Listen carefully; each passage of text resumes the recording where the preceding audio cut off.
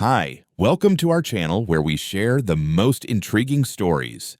Barefoot, coffee in hand, Lucas Crane stood on his quiet Utah porch until a white SUV tore up his driveway. 3 strangers, 1 forged document. In 1 hour, they planned to take his home.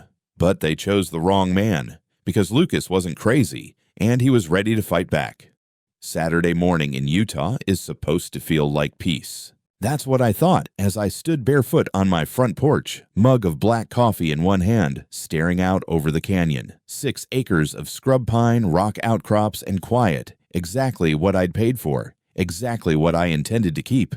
I just finished watering a line of native wildflowers I planted along the fence when a dusty white Tahoe pulled into my gravel drive like it owned the place. 3 men stepped out, all in matching pale blue button-downs with the Sun Peak Hollow HOA logo stitched above their pockets. One held a thick yellow envelope.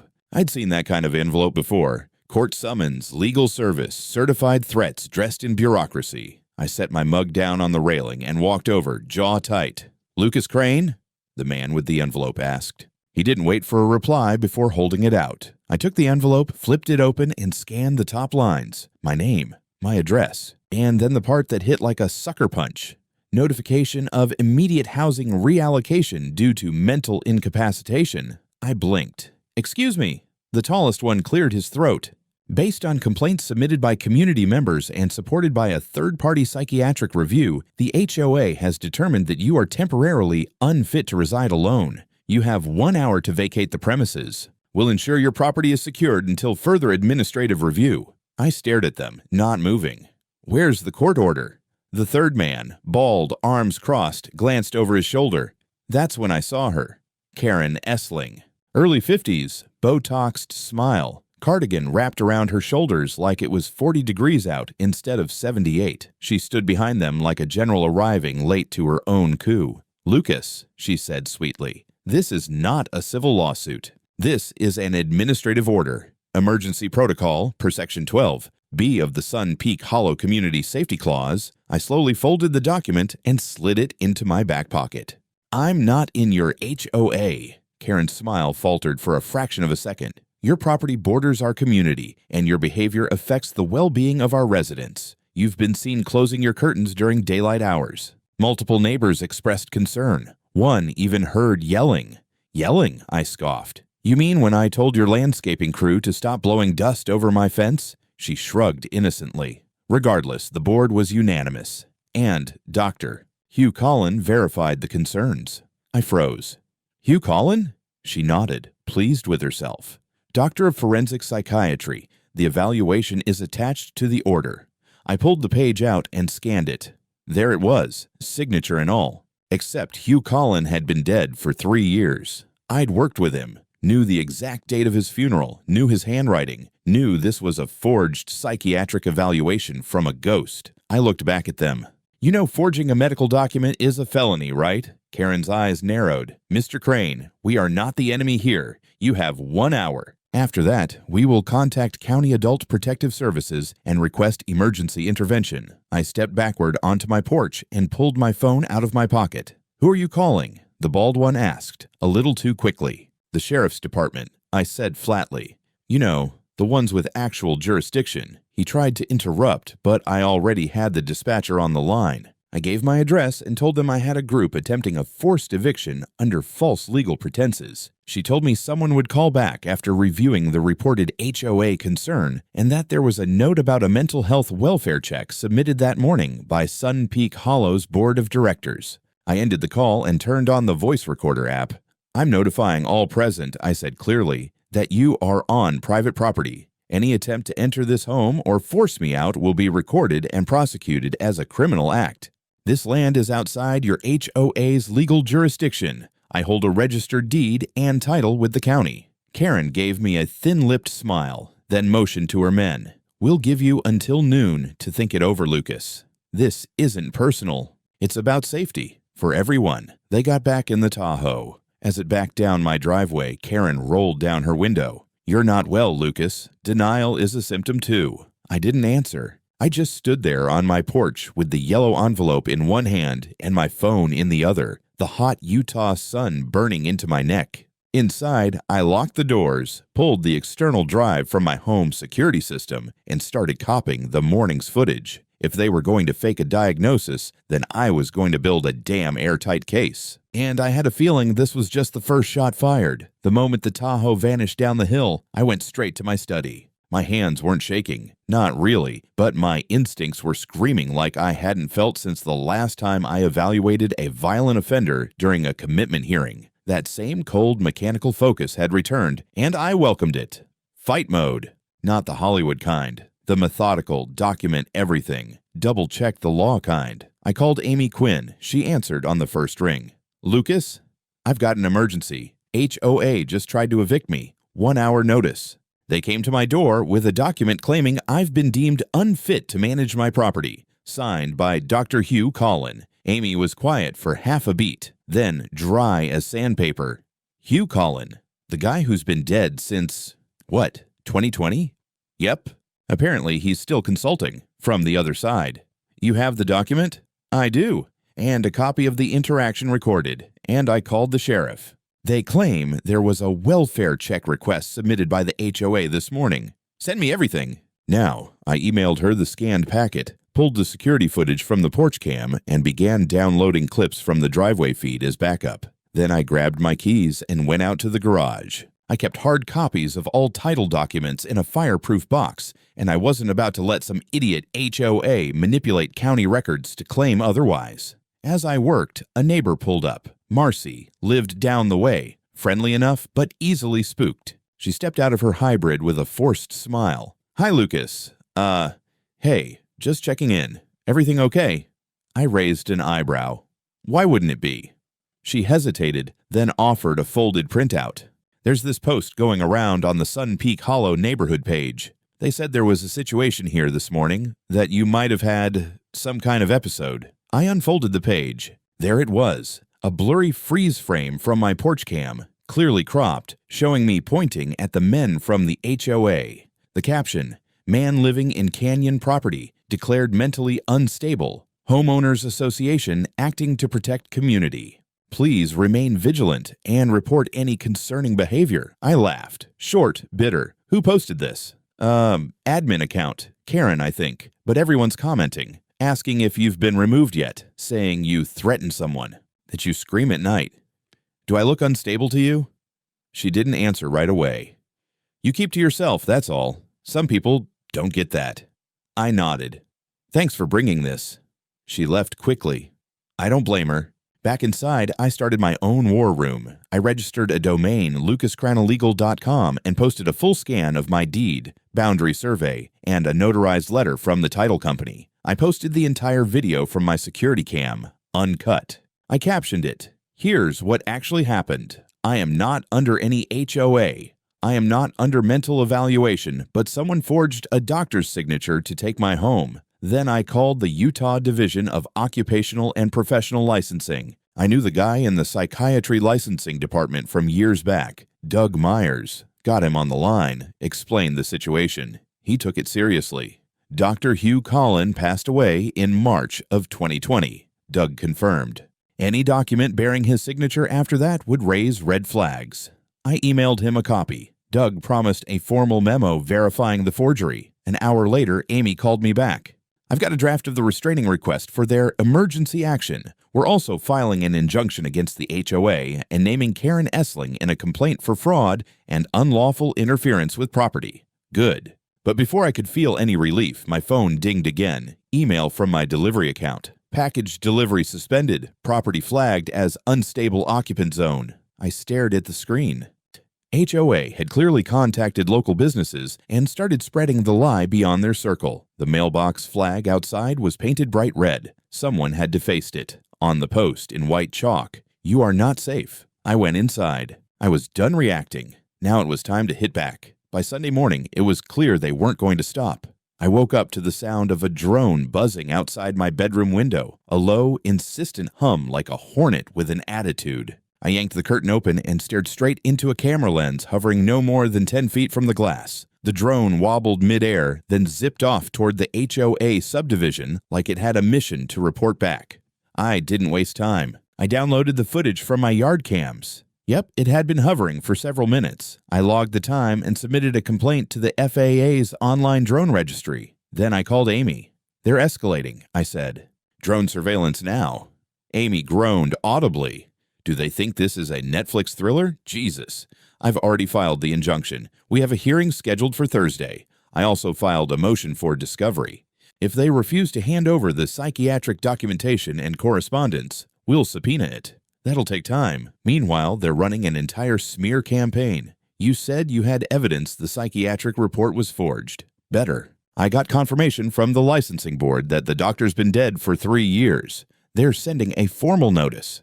Perfect. As soon as we get that, we can file for a criminal complaint, attempted fraud, forgery of medical documents, unlawful eviction. That'll make them sweat." I leaned back in my chair and stared at the browser window open on my laptop.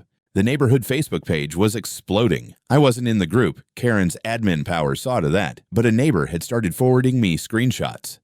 There was a post with the HOA logo saying I'd locked myself in and was a danger to myself and others. There were fake witness statements from residents claiming I shouted at children, refused wellness checks, stalked neighbors. Someone even doctored a video to show me pacing angrily in my backyard, yelling at no one. The original clip. I was on the phone with Amy wearing noise-canceling headphones. It was clear now. They were trying to build a profile. Not just a narrative of isolation, but paranoia, aggression, delusion. Textbook psychiatric smear. I'd seen this tactic before, in court, used by corrupt adult guardianship cases trying to seize control of elderly or disabled individuals' estates. But I'd never thought I'd be the one being targeted. I needed leverage. I filed a request under Utah's Open Meetings Act to obtain all minutes, decisions, and resolutions passed by the HOA board in the last 90 days. Karen had once bragged in a news article about her transparency policy, so if she denied the request, she'd be breaking her own golden rule. And then came the message that tipped the balance. A burner Gmail. No name. No introduction.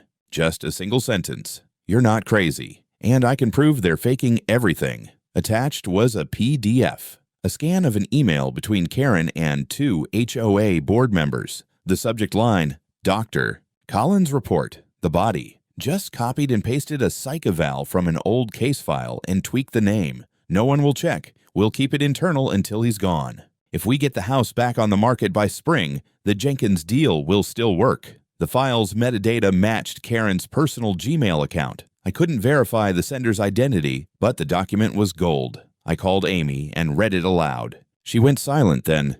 "Send it. Now." We're adding conspiracy to defraud and property interference to the complaint. I uploaded the PDF to my site along with a new post. Breaking: HOA president caught fabricating medical records in attempt to seize property. Here's the proof. Then I called a journalist. Her name was Brielle Rosas. We'd crossed paths once at a conference on forensic evaluations. She had a column now on HOA overreach and legal bullying in residential communities. She picked up on the second ring. "Lucas, heard something's happening down in Sun Peak." "You haven't heard half of it," I said. "Want the full story with receipts?" She did. By the time the sun went down, my inbox was full. Half of them were from people I'd never met in the subdivision, thanking me for standing up. The other half were threats, snide remarks, veiled warnings. But I didn't care, because now I had the thing Karen didn't expect: momentum.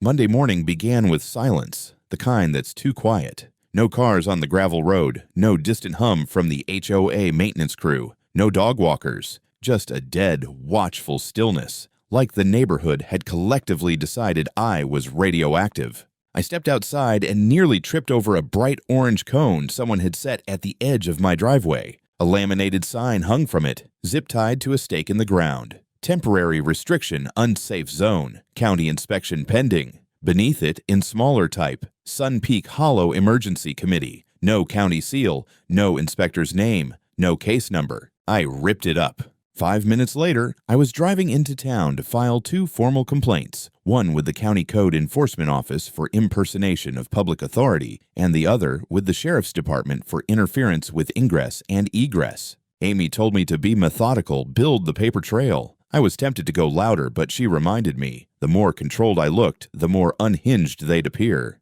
Back home, I noticed a thin plastic cable had been stretched across my private easement road sometime during the night. At tire level, if I'd been driving fast, it might have caught on the undercarriage. I snipped it, bagged the remnants, labeled it, time-stamped it. That afternoon, the first official inspector arrived, called in by a complaint from anonymous community representatives. He introduced himself as Calvin Brewer from the Utah Department of Health. "I got a report of possible environmental hazards," he said. "Accumulated garbage, rodent infestation, structural concerns." I showed him the vegetable garden, neatly mulched, the garage, clean and organized, the house, immaculate. He blinked. "This is not what I expected." "What were you expecting?" He looked sheepish. "There were photographs included in the complaint. Nothing like this." "Do me a favor," I said. "Take those photos and run a forensic check. I guarantee they weren't taken here." He nodded slowly. "I can make a note." As we wrapped up, a black SUV idled at the edge of my drive. Karen sat in the passenger seat, sunglasses perched like a crown. When she saw Calvin, she smiled and waved. He didn't wave back. Inside, I pulled up my inbox. I had 3 missed deliveries, packages marked undeliverable due to safety concerns. One vendor even refunded me with an apologetic note. "We've been advised to avoid that zone for now." That zone. My land. My house. Amy called later that night with updates. "Our injunction is scheduled for hearing on Thursday, 10 a.m. The judge is a no BS type. Former prosecutor. Good odds." HOA hasn't responded. Not officially. But we got something better. She emailed me a screenshot, the HOA's internal response to my public website. Someone, probably Karen, had sent an email to the entire board stating, "We need to get the page taken down before it spreads." This could ruin the Jenkins deal. I don't care how he found the email. We deny everything. It was forwarded to Amy by the same burner account that had sent the doctored report. And then, just as I was beginning to feel like I was one step ahead, came a knock at the door. 2 sheriff's deputies, uniformed, neutral expressions. "Mr. Crane, we've been asked to perform a wellness check." I let them in, gave them bottled water, sat down and calmly presented the printed letter from the licensing board confirming the forged psychiatric document, the signed statement from the health inspector who found no violations, and the screenshots of fabricated HOA documents. By the time I was done, one of the deputies exhaled slowly. "You're definitely not the crazy one here." "No," I said, "but I think the neighborhood's catching something contagious." They left with a handshake. I stood at the window and watched the street. It was no longer just about them trying to push me out. Now they were trying to erase me. Thursday morning came with the scent of rain and judgment. My boots crunched across wet gravel as I walked to my truck, binder in hand, security footage and documents neatly tabbed inside. The courthouse in Iron County was 40 minutes away, and I used every second of that drive to review the case in my head like I was the one cross-examining. The hearing was set for 10 a.m. in Courtroom B. Amy was already there when I arrived, dressed in charcoal gray, calm as ever, tapping her pen against a yellow legal pad. She gave me a short nod.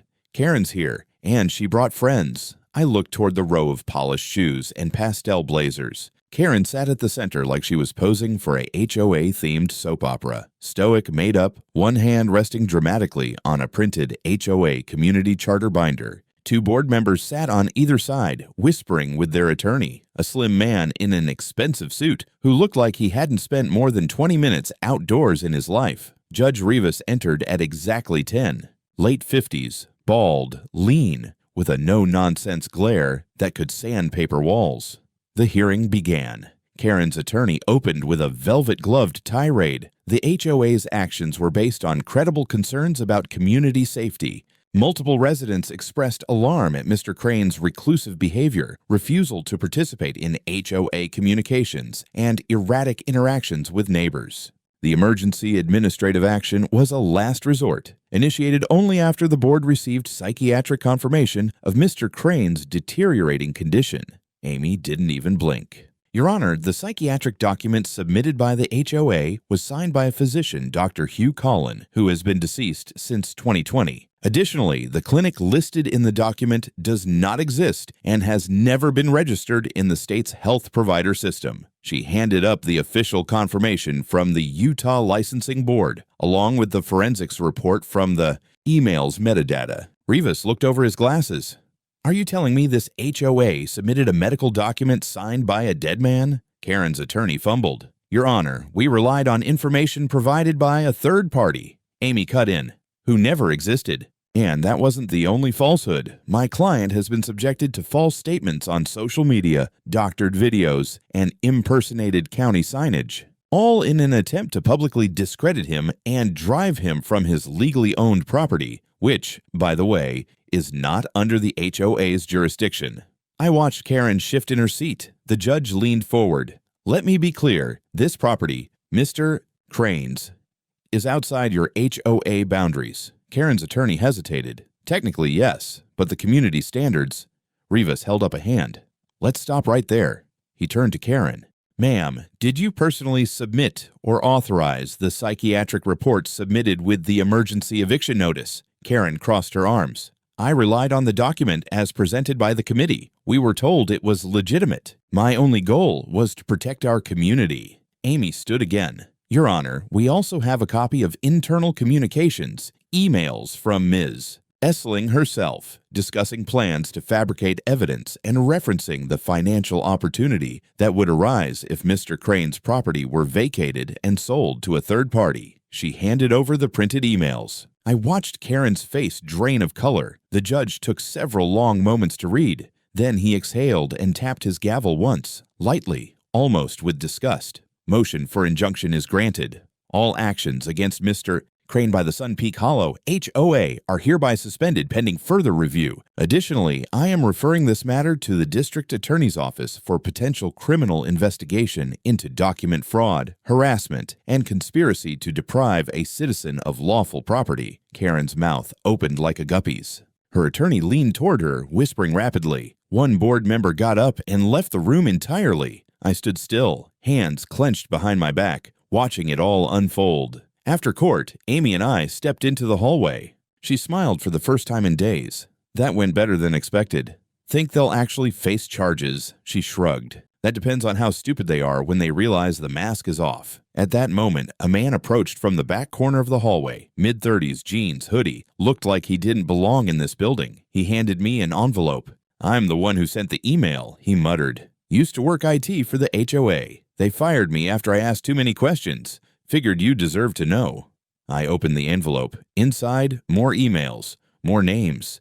One of them was a real estate developer from Salt Lake with a large checkbook and a growing portfolio. Amy looked over my shoulder. Looks like we just found the Jenkins buyer. Karen had tried to steal my house to sell it to someone already waiting with an offer. Now it wasn't just a civil case. It was criminal. The courthouse hearing had flipped a switch. Whatever veil of civility Karen's little regime once wore had been shredded by a judge's gavel, and now the beast behind it started to show its teeth. I wasn't naive. When people like Karen get cornered, they don't admit defeat. They double down. By Friday morning, the retaliation began. It started with a notice taped to my front gate, printed in bold letters, Community Safety Alert, Trespassing Subject L. Crane beneath it was a low-res screenshot of me walking my own property with a caption that read, Subject may be experiencing delusions of ownership. Do not engage. That same afternoon, 2 sheriff's deputies came to my gate again, not with a warrant, but for a wellness check. I didn't open the gate this time. I spoke to them through the intercom. Someone filed a report that you've been shouting at imaginary people on your porch. One of them said flatly, You mean yelling at the HOA drone that's been hovering over my kitchen window every night? There was a pause. You got that on tape? He asked. I do now. That night, I installed 2 more cameras and a motion-triggered floodlight array. The drone came back anyway. I watched it on my phone's screen, buzzing like a mechanical hornet over my patio. I aimed one of the floodlights straight at it. It zipped off into the trees like a guilty conscience. Saturday morning, Amy called. They filed a complaint with the licensing board. What kind of complaint? They're claiming you falsely represent yourself as a former psychiatrist, that you were never licensed. I felt the blood drain from my face, but only for a moment. Send them my board certificate, the Army's discharge records, and the Utah State Archive link, I said, and throw in a notarized letter from Dr. Sanders at the VA while we're at it. Already done, she said. Still, it shook me. I'd worked forensic psychiatric cases for 18 years. My credentials had stood up in federal court, and yet here I was, defending myself against a mob with HOA badges and the moral integrity of a used car scam ring. I went into town that evening, hoping to clear my head, but the stink of HOA manipulation followed me. At the grocery store, a woman from the next checkout line whispered audibly to her husband, "That's him.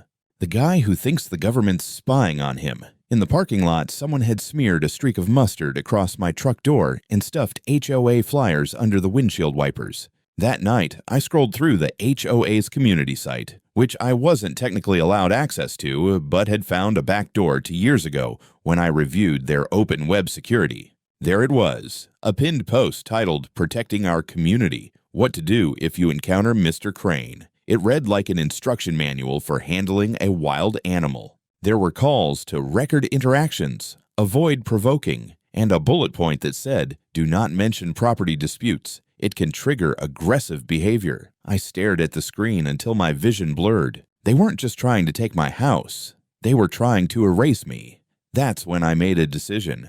I called Sam Fields, an investigative journalist from KUTV Salt Lake I'd met once during a civil case involving elder fraud. I told him the bare bones. "I've got surveillance footage, falsified HOA documents, a fake psych report signed by a dead man, and a string of online harassment campaigns, all tied to one HOA and their attempts to seize private property." There was a beat of silence on the line.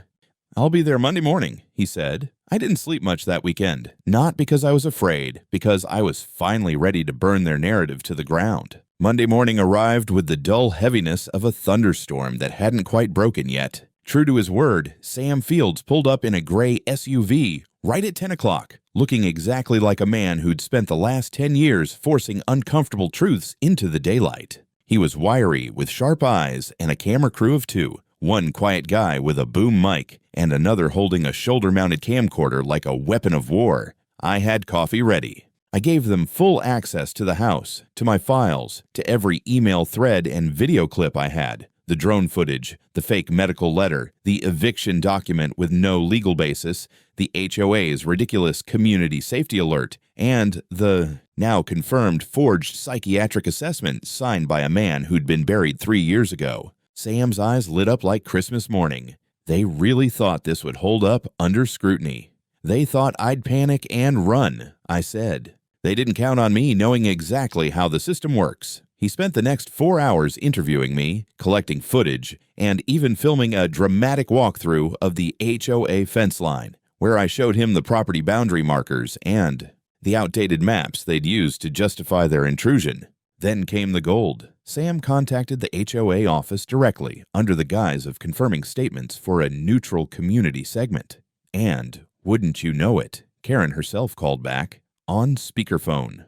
"This is Karen Essling, president of Sun Peak Hollow HOA. We're happy to answer questions as long as you don't publish anything defamatory." "What about the psychiatric evaluation on Mr. Crane?" Sam asked, deadpan. "I can't comment on ongoing investigations." "Whose investigation?" Sam pressed. There was a pause. Then Karen, trying to sound confident, replied, "The association's medical liaison had concerns. We followed procedure." "Your medical liaison is a fictitious clinic registered to a P.O. box in Nevada, and the doctor you cited died 3 years ago." Dead silence. Then, click. Sam grinned and gave me a look like a lion scenting blood. By Wednesday, the segment aired. It wasn't just local. KUTV syndicated it statewide and picked up traction online almost immediately. The headline: HOA accused of using forged medical records to evict Utah homeowner. The piece ran 10 minutes. Interviews, footage of me confronting the men at my door, documents side by side, even the HOA's pathetic community post about me being a safety risk. And, best of all, the audio of Karen hanging up. By Thursday morning, things had changed. The sheriff's office announced a formal inquiry. County records confirmed no legitimate psychiatric evaluation had ever been filed with the court, and 2 members of the HOA board resigned pending legal review. But Karen? Oh, she doubled down again. That afternoon, as if nothing had happened, I found another notice taped to my gate, this one claiming I was under administrative quarantine and demanding I vacate the premises until a psychosocial audit could be completed by HOA personnel. I stood there holding the paper, reading that absurd mess of fabricated authority, and I laughed. I laughed like a man who finally realized he was no longer in a battle. He was standing at the edge of a bonfire someone else had built for themselves. I took the flyer, walked inside, and called Amy. "File for an emergency restraining order against Karen Essling and the HOA board," I said. "Then call the state attorney's office." She paused.